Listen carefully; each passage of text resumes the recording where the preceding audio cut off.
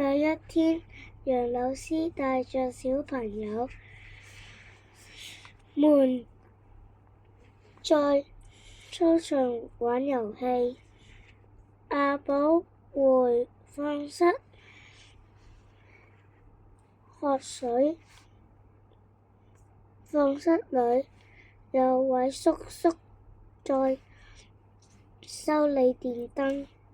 哇！他爬上梯子，能摸到牆上的小飛船咩？阿寶有一朵用塑膠片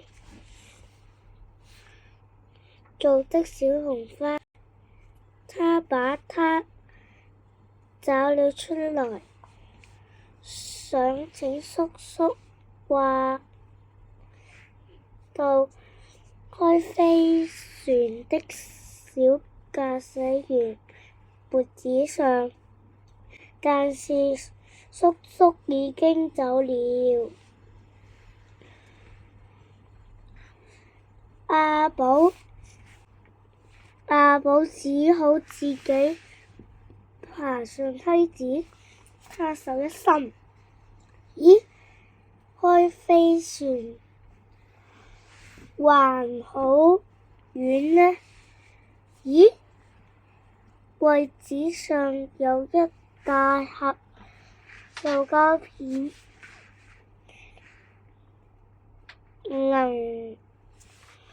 能做朵好大的紅花呢。阿寶找了一把，塞進口袋裏。放學回家，阿寶掏出塑膠片玩。媽媽問啦：哪來的塑膠片？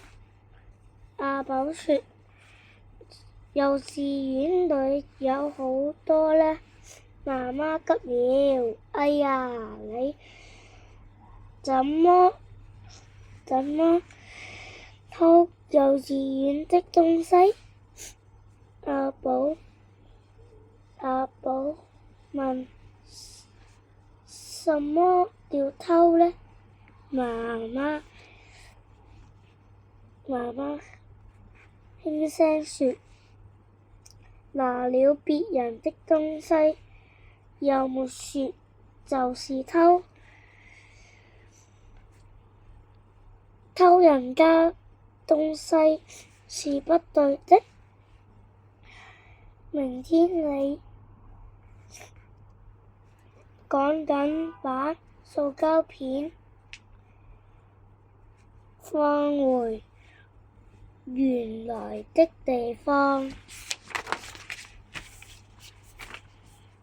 第二天，阿寶一直想把口袋裏的塑膠片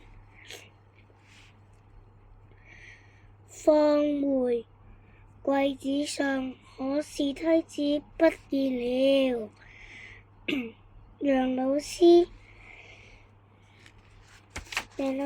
見阿寶盯着櫃子，便彎腰問：你在看什麼？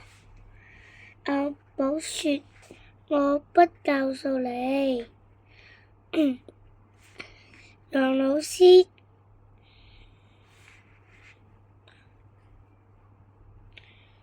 對別的小朋友讓別的小朋友到操場上玩。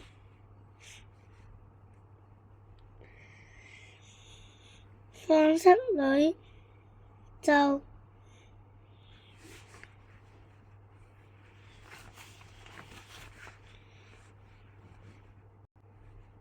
靜剩下楊老師和阿寶。